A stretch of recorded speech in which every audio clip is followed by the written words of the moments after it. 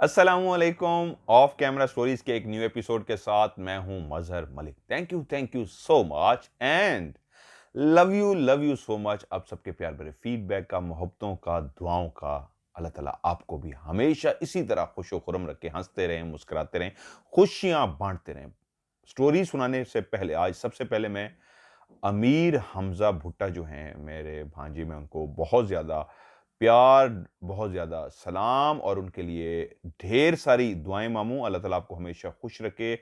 आप कैसे हो? आप ठीक हो? आप खैरियत से हो? उन्होंने कहा है कि मामू से कहें कि मेरे सलाम का जवाब दें। तो बच्चे, आपके लिए ढेर सारा प्यार, ढेर सारा सलाम और ढेर सारी दुआएं। आ, एक कहानी जो मुझे भेजी है, उन्होंने कहा है सिर्फ मेरा नाम जो है आप असली बता दें, बाकी कुछ चीजें उन्होंने कहा आप फर्जी कर दें। नाम है उनका अब्दुल रज़ाक और ये कहानी है, समझ लीजिए, उन्होंने कहा है दुबई कह दें या सऊदीया कह दें, इन्हीं में से एक मुल्क की कहानी है।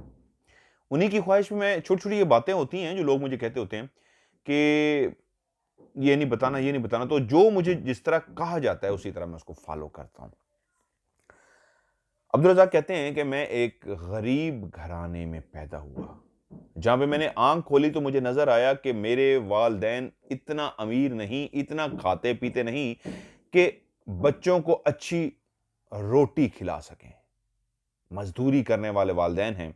कुछ रिश्तेदार जो थे वक्त के साथ साथ ना सिर्फ अमीर हो गए थे, अमीर तो नहीं कहने का मतलब है उनका था कि खाते पीते हो गए थे, वहीं पे कुछ बाहर भी शिफ्ट हो गए थे।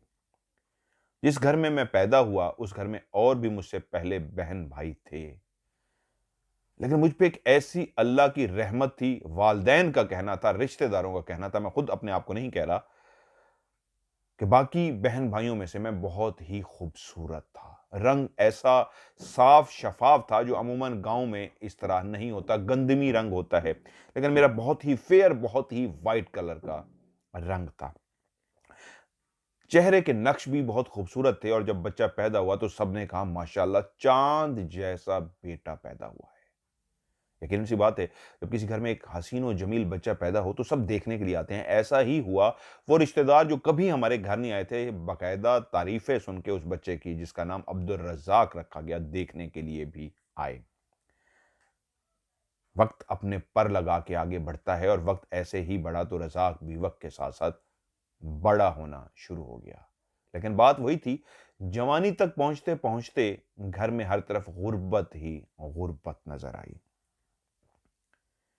हर तरफ काम का हाथ पैर मारने के बावजूद भी जब उस छोटे से गांव के अंदर जब काम ना मिल सका, तो फिर वालदैन ये सोचने पे मजबूर हो गए कि किसी तरीके पैसे इकट्ठे किए जाएं, कर्जा लिया जाए और रज़ाक को, क्योंकि ये बहन भाइयों में एक वाहिद ऐसा बच्चा था जिसको पढ़ने लिखने का शौक था, उसने यूं समझिए मैट्रिक तक तालीम भी हासिल कर ली थी। बाकी बहन भाई उससे बड़े थे, जो भाई थे वो तो मेहनत मजदूरी में लग गए, लेकिन उन्होंने भी पैसे बचा के रज़ाक को तालीम जरूर दिलवाई थी। वो 10वीं पास था, तो इसलिए फैसला हुआ कि 10वीं पास बच्चे को यहां से मेहनत मजदूरी के लिए फर्जी नाम ही सऊदीया भेज देते हैं। अब मसला अगला ये था कि जिन रिश्तेदारों से राब्ता किया गया कि हम चाहते हैं हमारा बच्चा वहां पे एडजस्ट हो जाए, तो उन्होंने कहा एक नौकरी तो निकली है, वो है एक चौकीदार की, जिसने पहरा देना है जानवरों का डेरे पे, और उसके लिए इतना पैसे लगेंगे। रज़ाक के वालिदैन के लिए भी एक बहुत बड़ी परेशानी थी, लेकिन जैसे कैसे घर के हालात को बेहतर करने के लिए, क्योंकि उनके कुछ और भी रिश्तेदार बाहर मुल्क गए थे तो उनके हालात बेहतर हो गए थे, उधार लिया गया। वो जो इखराजात लगते हैं बाहर भेजने पे, वो सारे इखराजात अदा किए गए और यूं तमाम फैमिली पहली दफा एयरपोर्ट पहुंची। बहुत सारे बहन भाइयों की खुशी थी। हम भी आज अपनी आंखों से उस जहाज को देखेंगे जिसमें हमारा ये खूबसूरत सा हसीन और जमील भाई बैठ के दूसरे मुल्क जाएगा। और यहां से अंदाजा लगाइए, आज वो इस बात पे खुश थे, जहां मां दुखी थी, बाप दुखी था, एक लख्ते जिगर दूर जा रहा था, वहीं पे बहन भाई खुश थे, हम जहाज देखेंगे जो उड़ता है। बहनें कह रही थी भाई चलो आपके मुहाबे आज हम जहाज तो देख लेंगे। सो यूं फैमिली उनको जहाज देखने के बहाने एयरपोर्ट पे छोड़ने के लिए आई। माँ बाप के गले, बहन भाइयों के गले लगने के बाद अब्दुल रज़ाक जहाज के अंदर बैठ गया। वो कहता है जिंदगी का मेरा पहला सफर था जब मैं उस जहाज में बैठा और जहाज का इंजन स्टार्ट हुआ और जहाज जब रनवे पे जाके खड़ा हुआ और एकदम से इंजन हाई स्पीड पे चला गया, क्योंकि रनवे पे दौड़ने के लिए जहाज जो है वो फुल इंजन का स्पीड बढ़ा देते हैं, उसके बाद तेजी से जहाज भागता है और भागते भागते रनवे पे दौड़ते दौड़ते ऊपर की तरफ उड़ जाता है। तो कहता है एक ऐसा लम्हा था कि मैं कलमा पढ़ना शुरू हो गया कि शायद मैं मर जाऊंगा, मैं इतना खौफजदा हो गया। मैं जिंदगी में पहली दफा किसी जहाज पे बैठ रहा था, लेकिन जैसे ही इंजन ने स्पीड पकड़ी और जहाज दौड़ता रहा यहां तक कि एकदम जो आवाजें आ रही थी, जहाज यूं उछल रहा था रनवे पे, खामोश सा हो गया। इंजन तो उसका चल रहा था, उसकी फड़फड़ाहट वो सब खत्म हो गई थी, जहाज ऊपर की तरफ चला गया था और मैं खिड़की से बैठा अपने मुल्क को देख रहा था। मैंने अपने मुल्क की धरती को छोड़ दिया था, एक और धरती पे जाके मैंने उतरना था। ऐसा ही हुआ, जहाज चलता रहा। मैं खामोशी से इर्द गिर्द बैठे लोगों को देखता रहा, इतनी हिम्मत ना हो सकी किसी से बात कर सकूं। पहली दफा कहीं जा रहा था, अपने आप को खुशकिस्मत समझ रहा था कि बहन भाइयों में से गुर्बत के बावजूद मैं जहाज का सफर कर रहा हूं, एक और मुल्क जा रहा हूं। मुझे ऐसा लग रहा था मैं एक शहजादा हूं। मैं अब भी बहुत खूबसूरत था, अब भी निगाहें मेरी तरफ उठती थीं। लड़कियां, लड़के, नौजवान, बूढ़े मेरी तरफ देखते थे कि माशाल्लाह बहुत खूबसूरत है। आज तो मैंने कपड़े भी बहुत अच्छे पहने थे। माँ-बाप ने जो जमा पूंजी में मेरा बंदोबस्त किया था, बाहर जाना था, वहीं पे आज कुछ अच्छे कपड़े भी मुझे दिलवाए थे। और उस जहाज के अंदर आंखें बंद करके सीट से टेक लगाए मैं सोच रहा था, मैं खुशकिस्मत हूं। अनाउंसमेंट हुई कि जहाज अपने मतलूबा शहर के ऊपर मुल्क के अंदर दाखिल हो चुका है और इतनी देर के बाद लैंड कर जाएगा। उस अनाउंसमेंट के बाद ऐसा ही हुआ, जहाज आहिस्ता आहिस्ता नीचे उतरने लगा और नीचे उतरते उतरते आखिर रनवे पे उतर गया।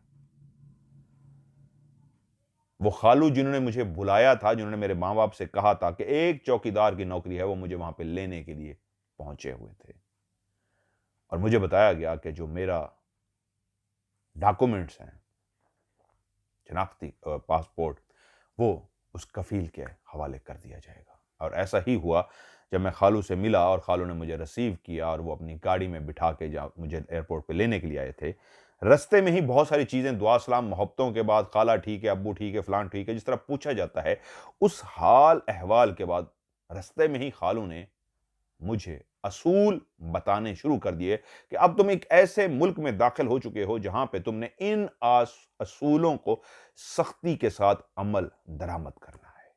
और मैं फर्माबरदारी में कह रहा था, जी खालू, जी बिल्कुल ठीक है, जी ऐसा ही होगा, नहीं शिकायत का मौका नहीं मिलेगा।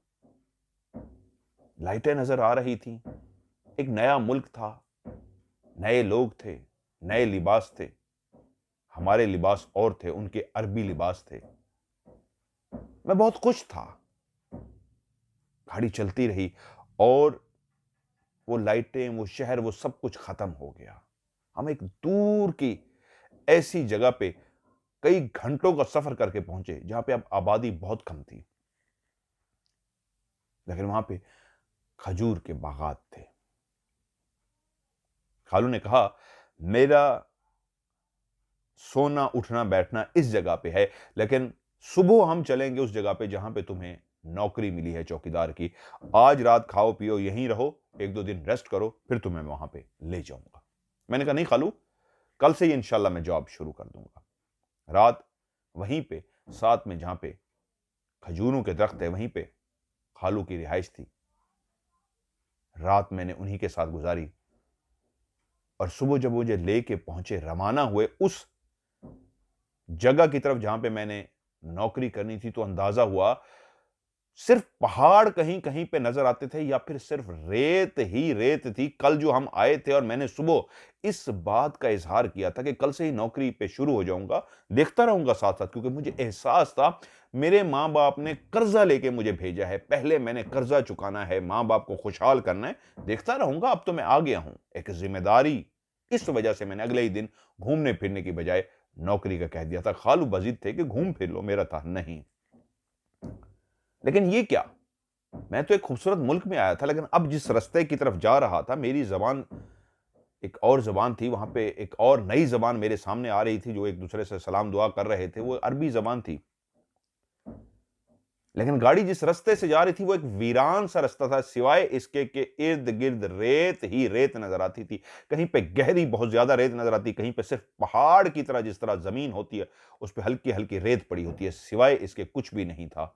दूर कहीं से कोई इंसान या कोई आबादी दूर नज़र आता। हाँ, वहाँ पे भी कोई घर है, कोई आबादी है। तकरीबन 3 साढ़े 3 घंटे का ये सफ़र था, जो एक ऐसी जगह पे जाके ख़त्म हुआ। दूर से ही गाड़ी जो धुआँ रेत उड़ाती हुई जा रही थी, सामने एक कुछ नज़र आ रहा था। ज्यों-ज्यों मैं करीब होता गया तो मैंने जाके देखा, गाड़ी से उतरने के बाद, ये कोई मॉडर्न था, लेकिन हमारे शहर में या देहात में, अपने मुल्क में जिस तरह ऊँट तो बहुत कम लोग पालते हैं, भेड़-बकरियाँ पालते हैं, उनके लिए उन्होंने एक एरिया सा बनाया होता है। लेकिन यहाँ पे बड़े-बड़े जंगलों की तरह बने हुए थे, जो दीवारें थी बहुत ऊँची-ऊँची थी और ये भी लोहे के जिस तरह तारें लगाई जाती हैं, इस तरह तारों से बनाया गया था। फिर मुझे समझ आया ये ऊँटों के रखने के लिए कोई जगह बनाई गई थी। हम एक बड़े से गेट से अंदर जब दाखिल हुए, एक साइड पे तो दीवार थी, लेकिन दूसरी साइड पे दीवार नहीं थी, बल्कि मोटी-मोटी लोहे की तारें थीं और बहुत ऊपर तक गई हुई, जिसकी एक दीवार बनाई हुई थी उन तारों से। क्योंकि अंदर दाखिल हो गए मुझे पता लगा, साइड पे एक बहुत बड़ा पिंजरा टाइप बना हुआ है। ऊपर से छत तो उसकी नहीं थी, लेकिन वहां पे ऊंट ही ऊंट थे। एक खुला एरिया था ऊंटों के लिए, लेकिन वो हर तरफ से बंद था और थोड़ा सा ही आगे ऊंटों के लिए एक बहुत बड़ा कमरा कह लीजिए, जिसकी छत भी बनी हुई थी, बारिश या गर्मी से बचने के लिए, छांव में जाने के लिए ऊंट उसके अंदर चले जाते। वो भी एक हाल टाइप था जो बहुत ही बड़ा था और सर्दियों में शायद धूप लगवाने के लिए ऊंट इस साइड पे आ जाते थे। इस एरिया से थोड़ा सा ही आगे भेड़ बकरियों के लिए इसी तरह का सेम एक लोहे की तार का इर्द गिर्द दीवारें बनाई हुई थी, लेकिन ये ऊंची नहीं थी, ये कम ऊंची थी निस्बत ऊंटों वालों के। और उससे आगे एक कमरा बना हुआ था। खालू मुझे लेके गए, उन्होंने कहा ये कमरा तुम्हारा है और उसके पीछे भी एक कमरा है, तुम इस कमरे को इस्तेमाल करोगे, इसी कमरे के अंदर रहोगे, यहीं पे चौकीदारी करोगे। मुझे, ये जो मालिक हैं असल में, उनको जब भी आना होगा वो दूसरे कमरे में ठहरेंगे। खालू ने मुझे बताया कि अभी कुछ ही अरसा हुआ है, एक दूसरे मुल्क से आया हुआ बाशिंदा जिसने ये पूरा जगह बनाई थी, ये तारें इशारे दीवारें लगा के ऊंटों के लिए जगह बनाई थी, उसने भेड़ बकरियां भी रखी हुई थी, उसको अपने मुल्क वापस जाना था, तो वो बेचना चाह रहा था, जल्दी में था, तो वो सस्ता सा बेच के गया है। तो मेरा जो कफील है, उसको जब पता लगा कि ये चीज़ इतनी सस्ती मिल रही है, पूरी प्रॉपर्टी जिसमें जानवर भी शामिल हैं, ऊँटों का उसको बहुत ज़्यादा शौक है, तो ये 10 ऊँट और बाकी इतनी भेड़-बकरियाँ उसने खरीद ली हैं और ये सारी जगह भी खरीद ली है। क्योंकि मुझे खजूरों के दरख्त की रखवाली करनी होती है, तो इसके लिए एक चौकीदार चाहिए था, बंदे तो यहाँ पे भी थे, लेकिन मैंने तुम्हारे माँ-बाप के कहने पे तुम्हें बुलवाया है। ऐसा क्यों होता है? वहाँ पे भी तो लेबर है। जो दूसरे मुल्कों से लोगों को बुलाया जाता है, वो बहुत कम पैसों में आते हैं। आप उनको इस तरह डील करते हैं, खाना-पीना सब कुछ ना होने के बराबर देते हैं। अगर अपने मुल्क के लोग रखेंगे, तो पहले लेबर बनने के लिए तैयार नहीं होते, दूसरा उनको फैसिलिटीज़ देनी पड़ती हैं। सारा दिन खालू मेरे साथ रहा, वो मुझे समझाता रहा कैसे इनको खिलाना-पिलाना है, यहाँ तक कि उन ऊँटों के लिए विटामिन्स भी थे, टैबलेट की सूरत में, जो उनको गोलियाँ खिलानी थीं। यानी कि जानवरों को जो उनका खुराक, चारा दिया जाता है, वो तो मैंने देना ही देना था, लेकिन उसके अलावा उन जानवरों को मैंने विटामिन्स भी खिलाने थे। खालू का ये कहना था कि हो सकता है मैं रोज़ाना आऊँ और हो सकता है 1 दिन छोड़ के आऊँ, हो सकता है 3-4 दिन के बाद आऊँ और मालिक भी इसी तरह आ सकते हैं। उन्होंने जो पीछे वाला कमरा दिखाया बहुत लविश था, बहुत खूबसूरत था। अंदर से बहुत ज़बरदस्त बनाया गया था। यकीनन वहाँ पे मालिक ने आके रहना, बैठना, उठना था। और जो मेरा वाला कमरा था, इसके अंदर सिर्फ़ एक चारपाई थी और एक अलमारी बनी हुई थी। कुछ ख़ास सामान नहीं था। पीने के लिए बर्तन था, खाने के कुछ बर्तन थे और बस।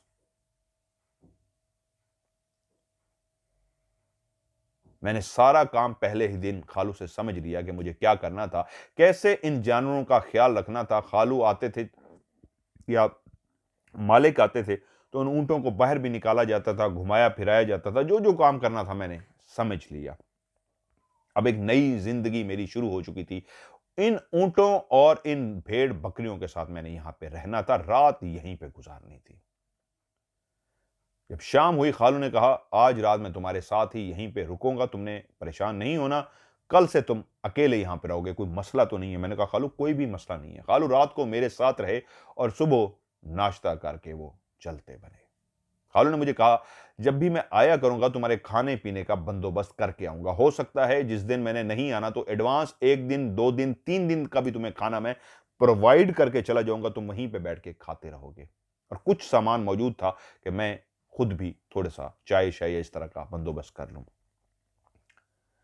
अगले दिन भी खालू मेरे साथ रहे और उसके बाद वो रवाना हो गए। वो वाहिद रात थी जो खालू मेरे साथ रहे थे। वो पीछे वाले कमरे में सोए थे जो मालिक के लिए था और मैं यहाँ पे। इतना मुझे अंदाज़ा हो गया था पहले दिन कि खालू यहाँ पे माशाअल्लाह मालिक के साथ इतना पुराने अरसे से एडजस्ट हैं कि उनके काफ़ी अमूर को अब यही सँभालते हैं। उनके चाहे वो बागात हैं, जो उनके कुछ और भी कारोबार हैं, वो सारे खालू के हैंडओवर हैं। जब रात हुई, आज मैं अकेला था।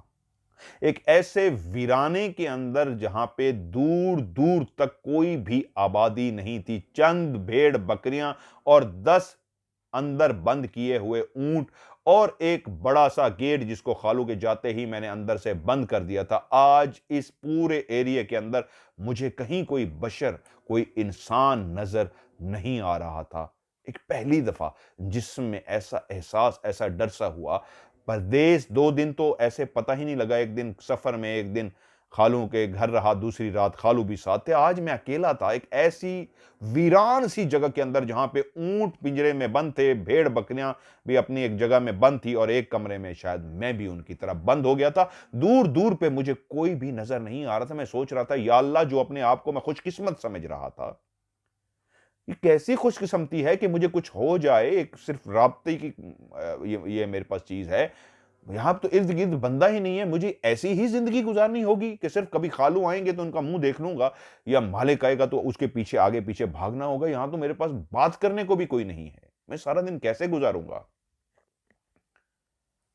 मेरे लिए दूध का भी बंदोबस्त था क्योंकि वहाँ पे भेड़-बकरियाँ भी थी। मैंने अपना दूध का गिलास पिया, खाना खा चुका था। सोने से पहले मेरे दूध जो मुझे दिया गया था, मैंने पिया और मैं सो गया। अगले दिन खालू नहीं आए। मैंने देखा मेरे खाने का भी इंतज़ाम मौजूद था। मैंने उसी रूटीन को जारी रखा जिस तरह खालू समझा के गए थे और शाम हो गई, अंधेरा छा गया, रात होने को आ गई। मैंने अकेले बैठ के खाना खाया। इस दूर-दराज के इलाके में रेत ही रेत, पहाड़ ही पहाड़, कोई इंसान नहीं है सिवाय दूर-दराज पहाड़ों के और रेत के इन चंद जानवरों के। कभी कोई बोलने की आवाज़ आती है तो किसी ऊँट की या किसी भेड़-बकरी की। कोई इंसान नहीं है जिसकी मैं आवाज़ को सुन सकूँ। आज फिर मेरी एक अकेली रात थी। कल से आज थोड़ा-सा अजीब और एहसास हो रहा था। कल भी शायद थकावट थी, सो गया था। आज घर वाले, यार दोस्त, सारी फैमिली, सारे रिश्तेदार सब बहुत याद आ रहे थे। मैं कैसा अकेला हूँ। वो सोचते होंगे भाई बाहर गया है, शहज़ादा, खूबसूरत, खुशकिस्मत। मैं कहाँ आ गया हूँ? सोचता-सोचता कब नींद आ गई और आँख लगी, सो गया। सुबह उठा तो एकदम निगाह पड़ी। मैं रात क्या दूध पीना भूल गया था, तो दूध के बर्तन की तरफ देखा तो जिस गिलास के अंदर दूध रखा हुआ था, आधा दूध था, आधा दूध मैं शायद पी गया था। मैं सोचने बैठ गया, रात क्या हुआ? मुझे इतनी नींद आई हुई थी, मैं इतना थका हुआ था कि दूध भी मैंने अपना पूरा नहीं उठा। कम से कम मैं अपना दूध तो पूरा पी लेता। आधा पिया और आधा मैंने छोड़ दिया। खैर, मैंने अपना गिलास उठाया, दूध पिया और अपने कामों में मसरूफ हो गया। अब जिंदगी एक ट्रैक पे शुरू हो गई थी। क्या ट्रैक था? दूर दराज वीराने के अंदर, रेत के अंदर, मैं अकेला, कुछ जानवर और कोई बात करने वाला इंसान नहीं। और इन जानवरों का ख्याल रखना, इनको खिलाना, इनको पिलाना, इन्हीं की देखभाल करना, ये मेरी जिंदगी थी। खालू कभी आते, कभी घंटे के लिए भी आ जाते, कभी 3 घंटे के लिए आते, कभी एक दिन गुजार लेते, कभी 4-4 दिन ही ना आते। कुछ ही दिन हुए थे यहां पे मुझे कि एक रात मैं सोया। अब मैं नोट कर रहा था एक बात जो मुसलसल मुझे फील हो रही थी कि मैं दूध पीता था आदत के हिसाब से, लेकिन जैसे ही दूध भर के मैं रख देता, ठंडा हो जाए, मैं उसको गर्म करता, बॉयल करता दूध को, कच्चा दूध होता है उसको बॉयल करता और रख देता ठंडा हो जाए, और जैसे ही मैं उसको पीने के लिए जाता, वो ऊपर से कम होता था। तो मैं सोचता था शायद गरम करने पे वो उसकी झाग सी बनती है और उस वजह से कम हो जाता है, लेकिन मैं फिर भी हैरान होता। एक दिन झाग भी मैंने ऊपर से हटा ली और उसको देखा लेवल क्या है दूध पे गिलास का, तो मुझे नजर आया यहाँ पे दूध है, लेकिन जब पीने के लिए रात को सोने के लिए मैंने ढक्कन उठाया, ऊपर में उसको बंद करके रखता था कोई चीज उसके अंदर ना चली जाए, जैसे ही ढक्कन उठाया तो फिर दूध कम था और मैं हैरत होता दूध कैसे कम हो जाता है। उसी रात ये सोचते हुए ये माजरा मुझे कुछ समझ नहीं आ रहा था कि दूध कम हो जाता है रोज इतना सा, तकरीबन 1 घूंट जितना कम हो जाता है। सुबह उठा और अपनी चारपाई से जिस तरह मैं बैठा हूं ऐसे उठ के बैठा, पांव नीचे लटकाए और जूता पहनने की कोशिश की तो देखा नीचे जूता नहीं है। मैं परेशान सा हो गया, जूता कहां गया है? इधर उधर देखा तो देखा सामने एक कमरे के उस कोने में जूता पड़ा है और एक उस कोने में पड़ा है। मैं हैरान हुआ कि ऐसा कि भी रात मुझसे क्या गुजरा कि एक मैंने जूता वहां पे फेंक दिया या एक वहां पे फेंक दिया। खैर मैंने उठा, उस जूते को पहना और परेशान सा भी हुआ, लेकिन अपने फिर काम काज में लग गया। अगली रात फिर इस तरह हुआ कि मैंने अपने जूते को आज एहतियात के साथ वहीं पे रखा, क्योंकि मैंने कहा शायद कल थका हुआ था या क्या हुआ था, एक वहां से मिला था। उस कमरे के अंदर जो एक छत थी, दरवाजा था, एक अलमारी थी और चंद बर्तन और पीने के लिए एक कूलर वगैरह। आज फिर मैंने अपनी जूती एहतियात के साथ चारपाई के नीचे रखी और सो गया। सुबह उठते ही फिर एहसास हुआ जूती अपनी जगह पे मौजूद नहीं है। ढूंढते ढूंढते फिर उन कोनों की तरफ देखा तो वहां पे भी नहीं। अब निगाह पड़ी, एक जूती दरवाजे के बीच में पड़ी है और उस जूती के पास गया तो सामने दूसरा पांव जूती का वो दूर पड़ा है। या मेरे मालिक, ये क्या माजरा है? मैंने जूती पहन ली और आज खालू भी आ गए। खालू हाल अहवाल पूछने लग गए, कैसा जा रहा है, क्या है? तो मैंने उनको पता सारा कुछ बताया। तो हंसते हुए खालू से कहा, खालू पता नहीं रात को, आज दूसरी रात है, मेरी जूती एक उधर पड़ी होती है एक उधर पड़ी होती है। तो खालू मुस्कुराए, कहते हैं लगता है काफी थक गए हो। मैंने कहा नहीं खालू, थका नहीं हूं। कहते हैं हाँ, तुम्हें लगता है कि तुम्हें इतना भी होश नहीं रहता कि जूते कहां फेंक देते हो और इस तरह सो जाते हो। मैं भी हंस पड़ा, बात हंसी मजाक में हो गई। अगली रात फिर ही ऐसा हुआ कि मेरी जूती फिर आज बाहर पड़ी थी। आज फिर खालू आ गए और मैंने फिर उनको कहा, खालू आज फिर ऐसा हुआ है। मैंने कल आपको हंसते हुए मजाक में एक बताई थी, आज मैं जरा सीरियस हूं। रात मैंने अपनी जूती को वाकई अपनी जगह पे रखा है और काफी देर देखता रहा हूं कि ये क्या है। मैं मजाक के मूड में अपनी जूती को देख रहा था। सुबह उठ के देखा तो मेरी जूती फिर बाहर पड़ी होती है। खालू ने कहा, कहीं ऐसा तो नहीं है कुछ जानवर खुला रहता है और तुम ताला नहीं लगाते हो और वो आके ऐसे खेलता हो कमरे में?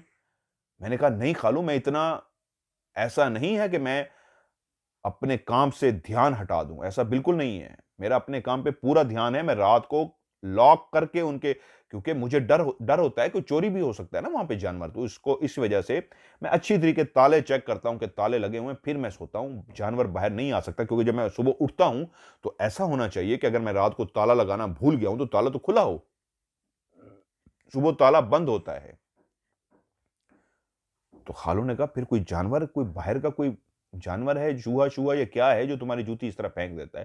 खैर अगली सुबह मैंने क्या किया, एक शापर उठाया मजाक के मूड में, अपनी जूती को शापर के अंदर रख के बांधा और बांधने के बाद साइड पे रख दिया।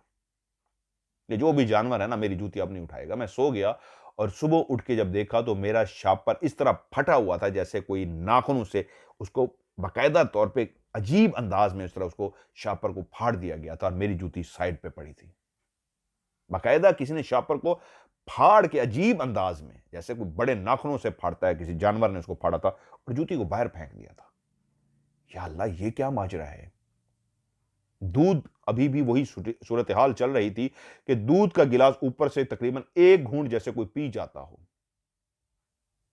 जूती का यह मंजर मुझे नजर आ रहा था। मैंने क्या किया, आज दूध के गिलास को भी लॉक करके रखूंगा।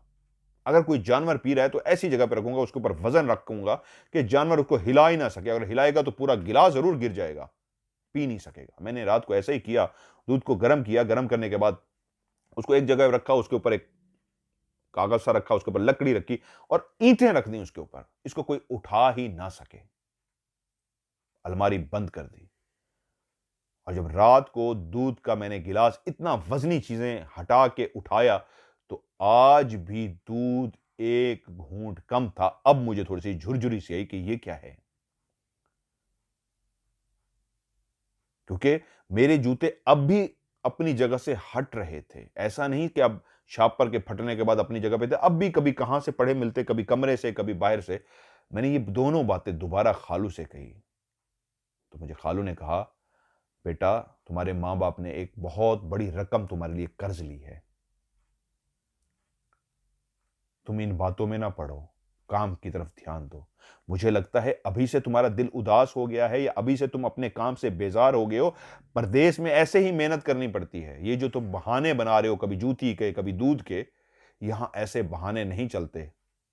अब सोचना भी मत जब तक कर्जा नहीं उतरता और तुम कुछ कमा भी नहीं लगते, काम पे ध्यान दो। अब इन बेहुदा बातों की तरफ तवज्जो मत दो। और मुझे इस बात से अंदाजा हो गया कि खालू को नागवार गुजरा है मेरा ये बताना, जैसे वो कह रहे हो कि क्या मुझे तुम बेवकूफ बनाने की कोशिश कर रहे हो। अब जूते भी उसी तरह थे, दूध भी उसी तरह एक घूंट कम मिलता, सिवाय पहली दफा आधा कम मिला था और मेरा ख्याल यह था कि आधा मैंने पी लिया है। कुछ दिन और गुजरे, वक्त गुजर रहा था, खालू भी आते, मालिक भी आते, मैं उठता, अपने काम करता, जानवरों को चारा डालता, उनकी देखभाल करता, उनका ख्याल करता, उनको पानी पिलाता टाइम पे, वो सब कुछ करता और रात को अकेला उस जगह पे सो जाता। मेरी लाइफ बहुत ही खौफनाक हो चुकी थी। मैं बहुत अकेला था। मुझे लगता था मैं फंस गया हूं, मैं तो बदकिस्मत हूं, मैं कैसी जगह पे आ गया हूं। मैं बोलने को तरसता हूं। खालू भी आते हैं, चंद बातें करते हैं, बैठ के मेरे साथ गपशप नहीं करते, जो फौरन काम करना होता है काम करते हैं और काम करने के बाद वो भी चले जाते हैं। मालिक आता है, मालिक तो बोलता ही नहीं, बहुत कम बात करता है। मैं तो बात करने को भी तरस गया हूं। अब मुझे लगता था मैं जानवरों से बैठ के बात करूं तो मैं आवाजें निकालता जानवरों को दूर करने के लिए, इस तरह आवाजें निकलती, इस तरह की मुख्तलिफ आवाजें निकालता। ऊंट को हुश हुश हुश कहते, इस तरह की आवाजें पैदा करता। सिवाय इन आवाजों के मेरे पास बोलने को कुछ भी नहीं था। मैं बहुत अजीब सा था। अक्सर अब ऐसा होता, जब शाम हो जाती तो मैं दूर बाहर निकल के खड़ा होता कि वॉक करूं, थोड़ा सा चलूं, अपने दिल को बहलाऊं, लेकिन दूर दूर तक मुझे रेत नजर आती। वो दिन भी होता तो रेत नजर आती, रात भी तो एक अंधेरा, काली स्याह रात नजर आती, घुप अंधेरा नजर आता। मेरा और दिल घबरा जाता। मैं बाहर से भागता, गेट के अंदर आ जाता, कम से कम जानवरों को देख के एक हौसला सा आ जाता। दिन को तो फिर भी रेत ही रेत को देख के इतना तो एहसास होता मैं जिंदा हूं, मैं दूर दराज हूं, शहर से बहुत दूर हूं, किसी को देखने जो लायक भी नहीं हूं कि कोई देख सकूं किसी को। लेकिन रात बहुत खौफनाक होती थी यहां पे। अजीबो गरीब अंधेरा होता था यहां पे। रात को कभी गलती से भी आंख खुल जाती थी तो और डर लगता था। कोई जानवर बीच में बोल पड़ता, उसकी आवाज आ जाती, बकरी, भेड़ या ऊंट की, तो मुझे लगता हां मेरे साथ कोई है, वरना मैं बहुत अकेला था। अब तो ये जानवर ही मुझे मेरे दोस्त लगने शुरू हो गए थे कि यही मेरे दोस्त हैं और कोई नहीं था यहां पे मेरा। मेरी जिंदगी वाकई बहुत ही खौफनाक हो गई थी। मैं वाकई नहीं समझ पा रहा था मुझे क्या करना है, सिवाय इसके कि मुझे कर्ज को उतारना है, सिवाय इसके कि उसके बाद भी कमाना है। और इतना कमाना है कि जो उम्मीदें लगा के मुझसे बैठे हैं, जिन्होंने मेरे लिए कर्जे उठाए थे, सब कुछ एहतमाम किया था मुझे बाहर भेजने के लिए, जो और मेहनत मजदूरी कर रहे हैं मेरे कर्जों को उतारने के लिए, उनके लिए भी कुछ ना कुछ करना है। अब ये जानवर मेरे दोस्त थे। जब भी टाइम मिलता मैं इन ऊंटों को गिनना शुरू कर देता, 1 2 3 4 5 6 7 8 9 10। अब मुझे याद हो गया था 10 ऊंट हैं। मैं एक ही निगाह में ऐसे देखता क्योंकि अब मेरे ये दोस्त थे।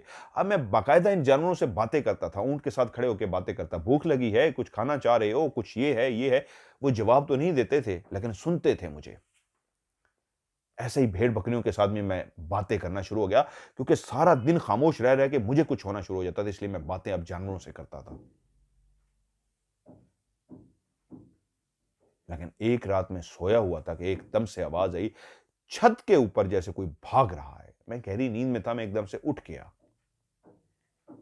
ऊपर की तरफ ऐसे देखा तो अंदाज़ा हुआ कि आवाज़ कहीं ऊपर से आ रही है। गौर करने पे पता लगा, हाँ, ऊपर से कुछ खटका हुआ है। साथ ही ऐसे आवाज़ आई जैसे कोई तेज़ी से दौड़ रहा है। बहुत भारी है, वज़नी है।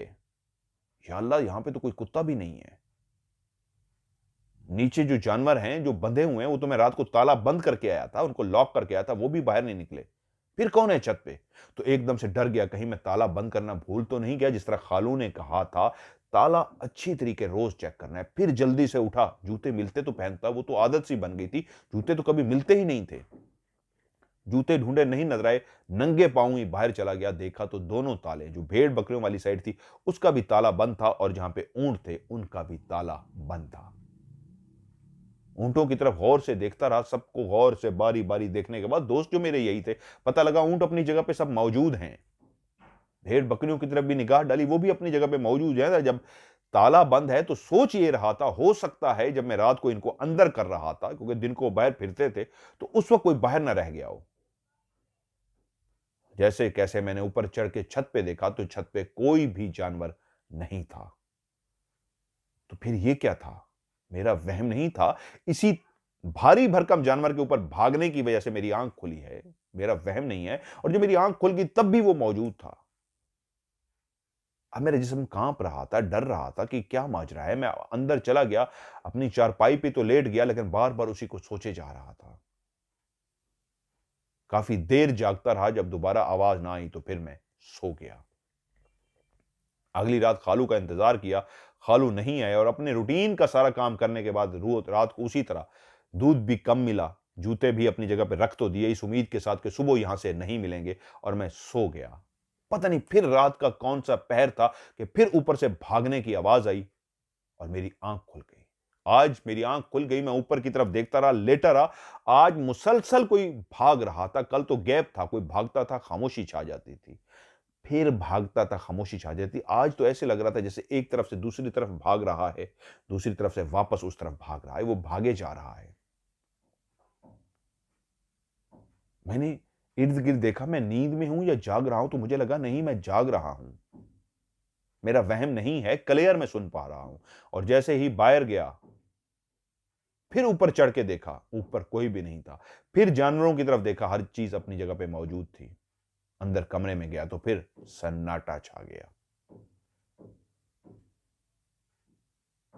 जब नेक्स्ट डे खालू आए तो यही बात मैंने उनके साथ शेयर की कि खालू, रात को ये हो रहा है, मुझे समझ नहीं आ रही है क्या हो रहा है।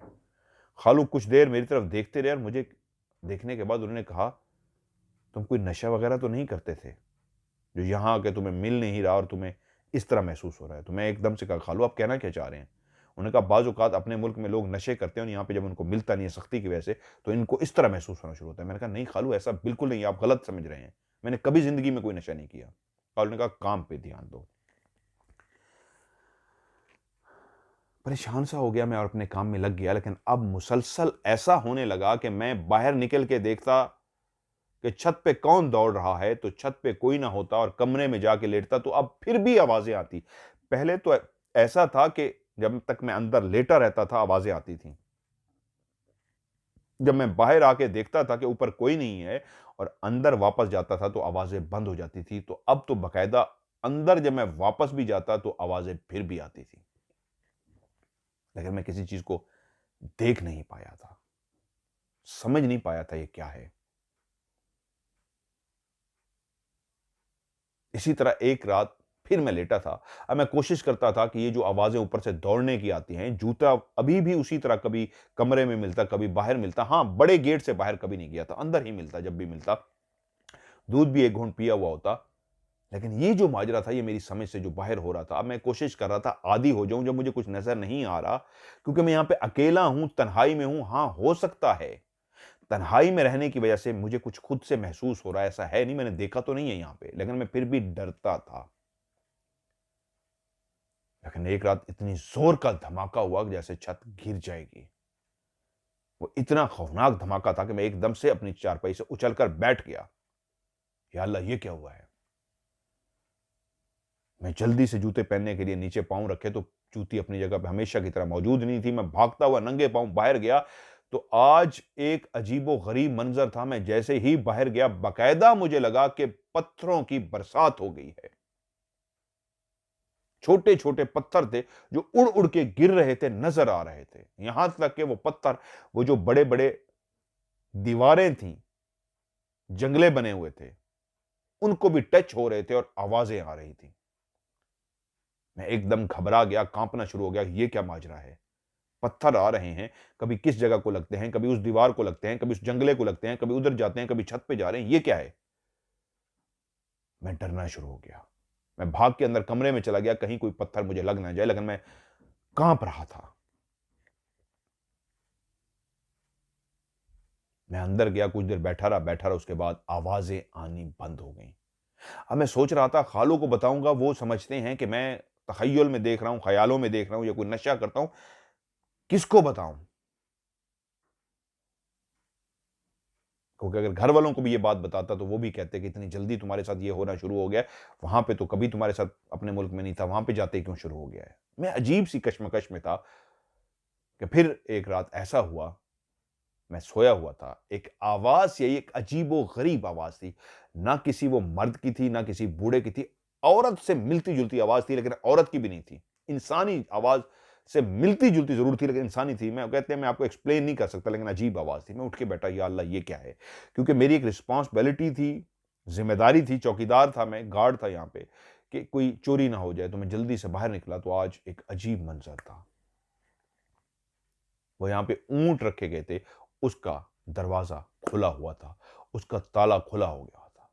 मैं एकदम मेन गेट की तरफ देखा, मेन गेट अंदर से बंद था, क्योंकि मुझे शक पड़ा कहीं कोई चोरी हो गई है या होने लगी है, कोई मेन गेट खोल के अंदर आ गया। लेकिन मेन गेट अंदर से ही बंद था, उसको ताला लगा हुआ था।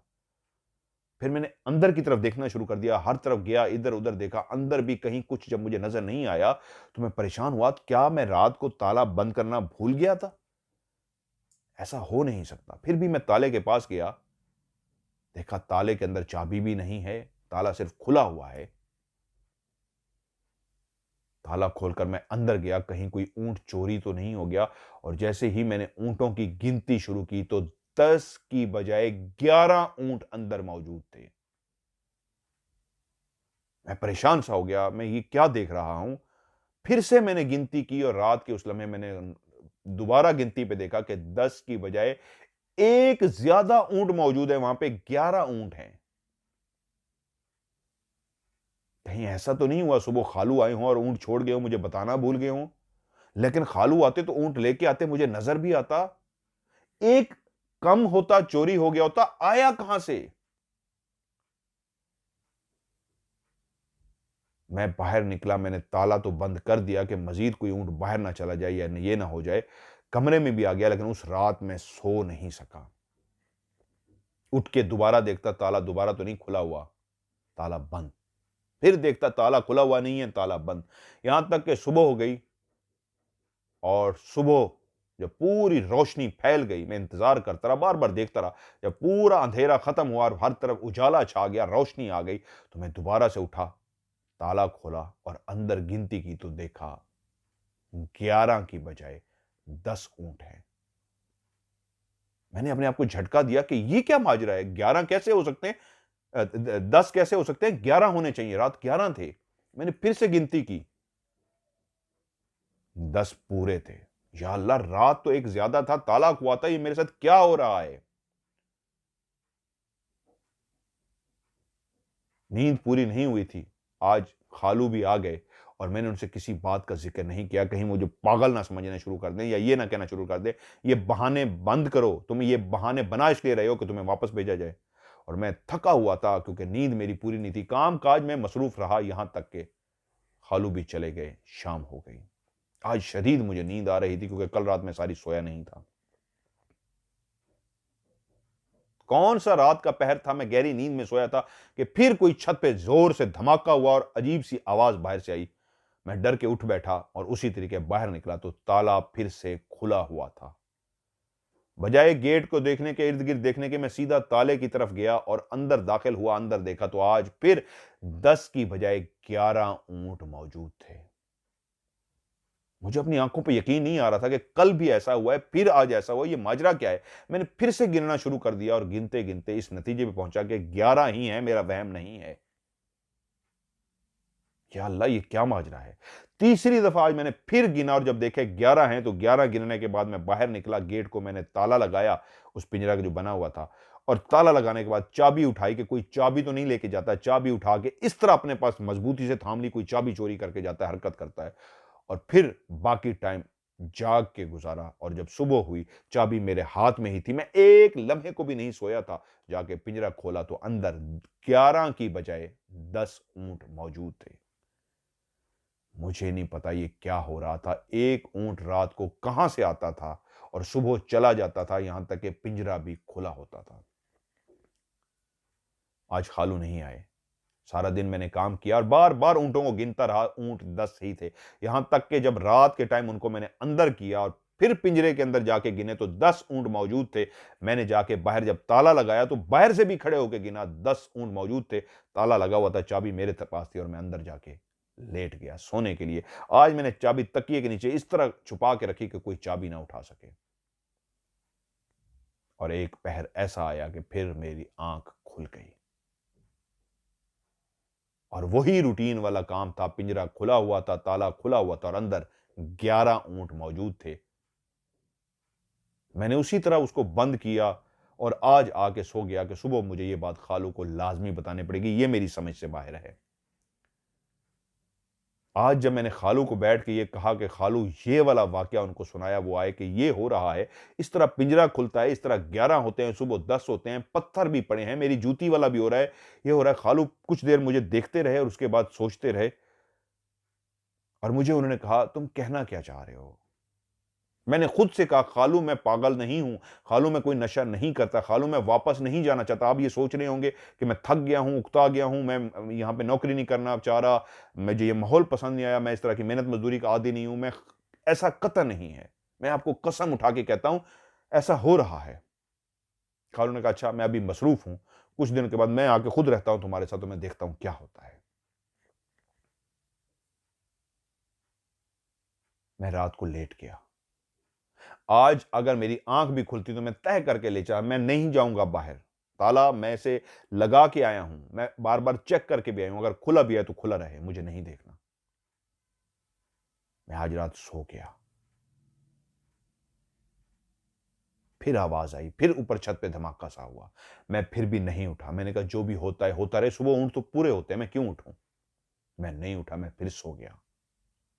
और जब सुबह उठा तो ताला अपनी जगह पे मौजूद था, ऊँट भी पूरे थे, कुछ भी नहीं हुआ था। तो मुझे समझ आ गया, है तो गड़बड़, बहुत खौफनाक है। मैं अंदर से डर भी गया था और एक काम मैं कर रहा था, या अल्लाह कोई वसीला बना, मेरे लिए हल कर, मैं मालिक फँस गया हूँ। मैं अल्लाह ताला की तरफ देखता और कहता, या मेरे मालिक मुझसे कोई गलती हो गई है, मेरी गलती की माफ़ी फरमा। या अल्लाह मुझे माफ़ कर, मैं इस झंझट से निकलना चाहता हूँ, मुझे इस मुसीबत से छुटकारा दे। मैं बार-बार दुआएँ करता। 2-3 रातें मैं बाहर नहीं गया, लेकिन ये कोई चौथी, 5वीं रात थी। कहते हैं सही तरीके मुझे याद नहीं है, चौथी या 5वीं रात थी। मैं लेटा हुआ था, एक छोटी-सी चादर टाइप मैंने अपने ऊपर डाली हुई थी। रात का कौन-सा पहर था कि बाकायदा उसी तरह एक आवाज़ आई जो 3-4 दिन से मैं नोट नहीं कर रहा था, या मुझे नहीं आ रही थी, या मैं इग्नोर कर रहा था। आवाज़ आई मुझे और मेरी जिस आवाज़ पे आँख खुली तो उसी लम्हे मेरी वो जो ऊपर मैंने चादर टाइप ली हुई थी, आहिस्ता-आहिस्ता ऐसे महसूस हुआ कोई खींच रहा है, पीछे की तरफ जा रही थी। एकदम से झटका मारा और उठ के बैठा और मैंने देखा वाक़ई पीछे की तरफ वो कुछ जा चुकी है। मैं एकदम से उठा, चारपाई के इर्द-गिर्द देखा, कुछ भी नहीं है। फिर मैंने अपनी उस रज़ाई नहीं, उस चादर को उठाया अपने ऊपर, मुँह छोड़ के यहाँ तक डाल लिया। आँखें बंद की, जाग रहा था, दिमाग भी जाग रहा था कि मेरी चादर किसने खींची है। आँखें बंद थीं, लेकिन सोया नहीं था कि उसी लम्हे फिर मेरी चादर को खींचा गया, यहां तक कि पांव तक पहुंच गई और मैं डर गया। जल्दी से उठा, लाइट जलाई, कमरा पूरा रोशन कर दिया और इधर उधर देखा, मुझे कोई नजर ना आया। तो उसी लम्हे फिर मैंने अपनी चादर को अल्लाह का नाम लिया, आखिर मैंने बैठना तो था, लेट गया, आंखें खुली रखी और चादर को अपने ऊपर ले लिया कि देखता हूं अब कौन खींचता है मेरी इस चादर को। तो वो कहता है कि मेरी आंखें खुली थी कि मैंने देखा ऊंट जिसकी लंबी गर्दन होती है वो बाहर खड़ा था और वो गर्दन लंबी हो के अंदर आई, मेरी चारपाई पे पहुंची और उस ऊंट ने मेरी उस चादर को अपने दांतों में पकड़ा और पीछे की तरफ उसने खींच लिया। इस बार उसने इतना खींचा कि खींचता हुआ बाहर ले गया, क्योंकि अब मैं जाग रहा था, कमरे में रोशनी भी थी, लाइट भी चल रही थी। वो जो ऊंट था जिसकी गर्दन इतनी अंदर आ ही नहीं सकती थी, मेरी चारपाई दरवाजे से काफी दूर थी और ऊंट का जिस्म इतना बड़ा होता है वो अंदर दाखिल ही नहीं हो सकता, दरवाजा छोटा होता है। वो ऊंट इस अंदाज में बाहर खड़ा हुआ, उसकी गर्दन इतनी लंबी हुई कि मेरी चादर तक भी उसका मुंह पहुंचा और उसने आज पहले 2 दफा तो उसने सिर्फ खींची थी, इस दफा पूरी चादर ही खींच के ऊंट बाहर ले गया और मैं कांपना शुरू हो गया कि यह खौफनाक मंजर है। ऊंट ऐसा नहीं कर सकता। वो जो 11वां ऊंट था जो ऊंटों के बीच में, मुझे अब ये तो एग्जैक्ट ना याद नहीं होता था कि ये वाला किसी और का है या ये कोई नया आया हुआ है, सबरे ऊंट मुझे एक जैसे लगते थे। लेकिन आज क्लियर हो गया कि ये जो ऊंट है ये हमारा ऊंट नहीं है और इतनी लंबी गर्दन ऊंट की नहीं है, जो वहां से लेके यहां तक ऊंट की गर्दन थी वो ऊंट की गर्दन, लेकिन इतनी लंबी ऊंट की गर्दन नहीं हो सकती। एक जितना ऊंट खुद लंबा होता है उतनी लंबी उसकी गर्दन थी जो बढ़ती ही जा रही थी। कुछ देर मैं बैठा रहा, डरता रहा और उसके बाद मुझे जानवरों की फड़फड़ाने अजीब सी, जिस तरह जानवर जाग जाता है रात को, डिस्टर्ब हो जाता है, कोई अंदर चला जाए, लाइट जला ले या उनको हिलाए तो वो आवाजें निकालना शुरू कर देते हैं, बोलना शुरू करते हैं, इस तरह की आवाजें आनी शुरू हो गई। मैं घबरा गया। मैं घबरा इसलिए गया कि ये मेरी जिम्मेदारी थी कि जानवर चोरी ना हो। उस ऊंट की गर्दन की वजह से मैं कांप रहा था और फैसला कर चुका था, सुबह खालू के साथ बहुत कुछ हो चुका था, ये करूंगा, लेकिन जानवरों को इस तरह घबराता और इस अंदाज में महसूस किया कि जानवर जैसे कोई उनको डरा रहा है। तो मैं जल्दी से उठा, देखा जूती नहीं है और मैं जैसे ही बाहर निकला तो मैं अपनी जगह पे शॉक्ड हो गया। मैं अपनी जगह पे पत्थर का सा बन गया, मुजस्मा सा बन गया। मेरी ऊपर की सांस ऊपर और नीचे की सांस नीचे। मेरी जूती आज किसी के पांव में थी और जिसके पांव में थी वो चलती हुई जा रही थी। मैं अपने जूते को बकायदा देखा, मेरा जूता किसी के पांव में, काले स्याह उसके पांव हैं और वो एक औरत के लिबास में है और मेरे ही जूते को पहने वो सामने जा रही है। और जैसे ही मैं बाहर निकला और मैंने उसको देख लिया तो मैं अपनी जगह पे खड़ा थर-थर कांप रहा था। मेरा पूरा जिस्म इस तरह वाइब्रेट कर रहा था, मैं घबरा रहा था और वो सामने जा रही थी। उसी लम्हे मैंने देखा कि वो रुक गई है और जब वो रुक गई है तो मैंने उसको मुड़ते हुए देखा। जैसे ही वो मुड़ी, वो बहुत भयानक थी। मैंने उसको देखा, उसके बाल बहुत लंबे-लंबे और बहुत अजीब से उसके बाल थे। चेहरा उसका काला स्याह था, बिल्कुल इंसान की तरह उसका चेहरा नहीं था, एक अजीबो-गरीब चेहरा था। इससे पहले मैंने भयानक चेहरा नहीं देखा।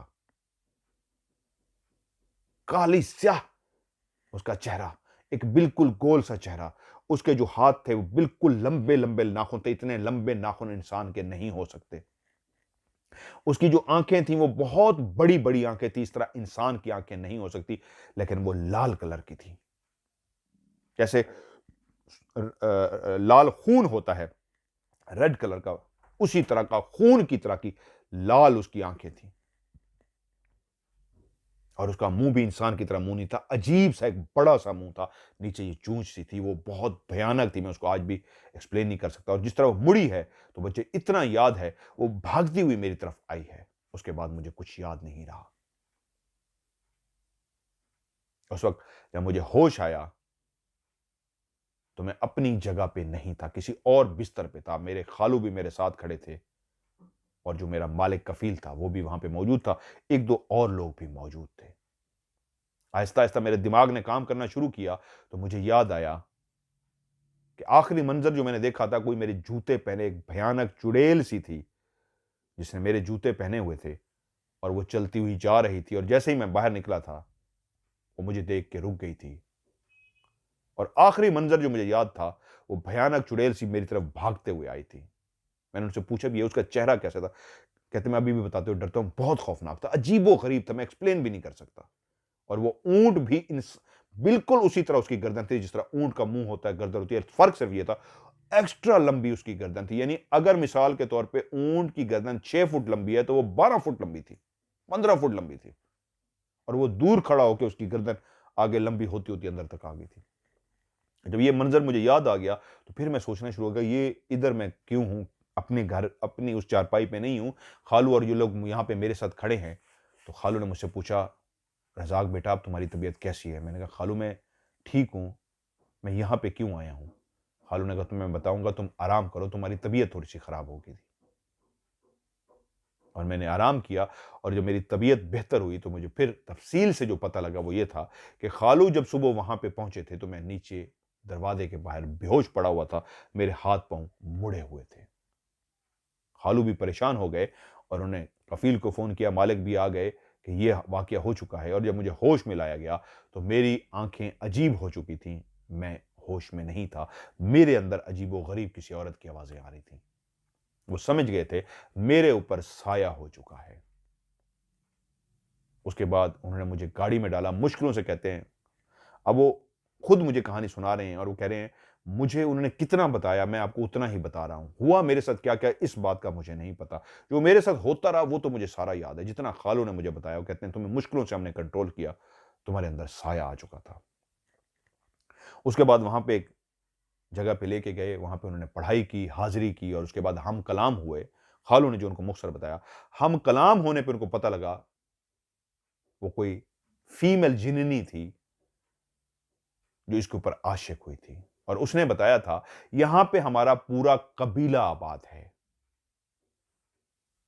इसने जो जो कुछ महसूस किया है इससे ज्यादा महसूस हो सकता था, लेकिन पहली दफा मैंने इसके लिए आधा दूध छोड़ दिया था। इसने मेरे झूठा पिया था।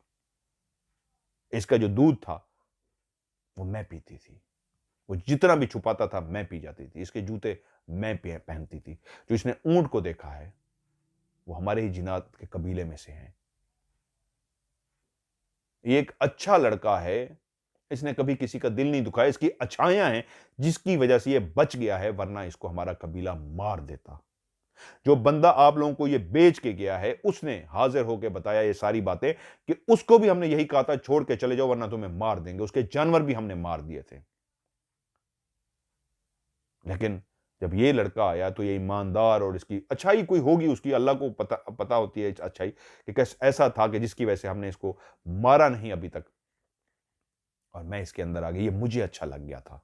मुझे अच्छा ना लगता तो मेरे कबीला इसको मार चुका होता, नुकसान पहुंचा चुका होता। मैं इसकी हिफाजत भी करती थी, कबीले से इसको बचाती थी, जानवर भी बचाती थी। अब तुम लोगों के लिए यही है कि ये जगह छोड़ दो।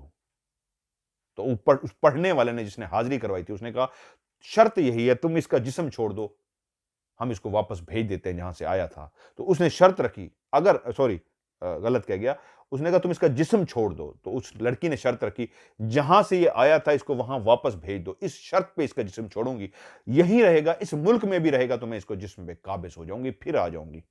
मैं कुछ भी नहीं लेती, मैं ऐसे ही चली जाऊंगी, इसको वापस भेज दो और ये पूरी जगह क्लियर कर दो, अब यहां दोबारा कभी ना आना। बहुत सारी बातें उन्होंने मुझे तफसील से बताई, लेकिन मुझे कहा इससे ज्यादा ना बताइएगा। मैं कहा ठीक है। और उसके बाद जब वाकई उसकी रजा की जिस्म में से वो जिन्नी निकल गई और वो ठीक हो गया तो तब उसकी आंख खुली तो उसने अपने आप को देखा वो कहां पे है। और खालू ने उसको कहा रेस्ट करो। और खालू ने उसके बाद कहा बेटा ये सारी बातें जो तुम्हारे मैं नोटिस में दे रहा हूं इसलिए कि कफील ने भी कहा है इस बच्चे को जाने दो। तुमने जो भी लगाया था वो भी कफील ने दिया, कुछ एक्स्ट्रा भी दिया और कहा इसको वापस भेज दो। कहते हैं मैं जो अल्लाह से बैठ के गिड़गिड़ाता था, रोता था, ये नहीं कहता था मैं वापस जाऊं, मैं कहता था या अल्लाह मैं बहुत मुसीबत में हूं, मैं सबके लिए अच्छा करता था, मैं सबका ख्याल रखता था, सब कुछ करता था, लेकिन एक अजीब सा था। शायद अल्लाह ने मेरी इस तरह सुनी, ये वाकया तो बुरा था लेकिन इस वाकये की वजह से वो जो मालिक था उसको मेरे ऊपर तरस आ गया, उसने मुझे भेज दिया। और उन्होंने उसके बाद वो जगह भी छोड़ दी, वापस कर दिया, अपने ऊंट वगैरह किसी और जगह पे शिफ्ट कर लिए। वो कहते हैं उस बिल्डिंग को उन्होंने उस तरह ही छोड़ दिया था, सब कुछ वहां पे था, सामान अपना वहां से शिफ्ट कर लिया था, जानवर और सामान वगैरह। बिल्डिंग उन्होंने छोड़ दी थी क्योंकि तय यही हुआ था, उस औरत ने कहा था हमारा कबीला वरना जानवर भी मार देगा। और कफील को यह कह के गई थी कि तुम्हारे जानवर अभी तक इसलिए नहीं मरे जो पहले बंदे तुम्हें बेच के गए उसके कई जानवर मारे गए हैं, तुम्हारे जानवर इसलिए अभी तक नहीं मारे गए कि ये जो लड़का है इसको वापस जाने दो, वरना तुम्हारा इसके ऊपर जो खर्चा आएगा, मतलब उसके कहने का मतलब ये था कि तुम्हारा नुकसान जो हो चुका होता तो वो तुम्हें भरना पड़ता, वो बहुत बड़ा नुकसान था, इसलिए उस नुकसान के बदले तुम इसको वापस जाने दो।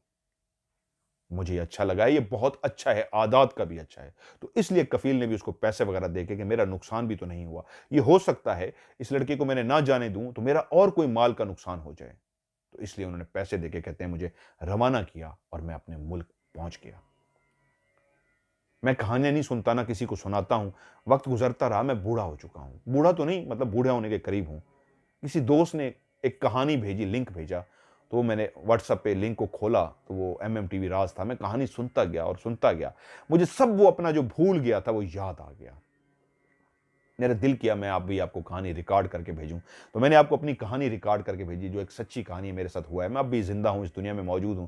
नाम मेरा रज़ाक है, इसके अलावा मेरा शहर, मेरा मुल्क, मेरा कुछ भी ना बताइएगा, वो भी सऊदी या दुबई कह दीजिएगा। उन्हीं के कहने पे वो मैंने सारा आपको एज इट इज सुना दिया, जिस तरह उन्होंने मुझे कहानी भेजी है। ये थी आज की कहानी।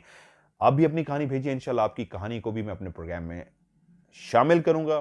तरीका ये है, मेरा व्हाट्सएप का नंबर है जिस पे आप वॉइस मैसेज रिकॉर्ड करके भी कहानी को अपने वॉइस मैसेज के व्हाट्सएप पे जो रिकॉर्डिंग करते हैं ऑडियो, पूरी कहानी को रिकॉर्ड करके भी भेज सकते हैं, लिख के भी भेज सकते हैं। अगर रिकॉर्ड करके भेजना चाहें तो लंबा एक ही मैसेज रिकॉर्ड करना है, 2 3 8 10 नहीं करने, एक ही लंबा मैसेज रिकॉर्ड करें और उसके नीचे लफ्ज आखिर में उर्दू में कहानी या इंग्लिश में स्टोरी लाजमी लिखना है। और अगर आप वैसे भी लिखना चाहें रोमन में या इंग्लिश में या उर्दू में लिखना चाहें तो लास्ट में आपने लफ्ज स्टोरी या कहानी लाजमी लिखना है और आपने इसको सेंड करना है।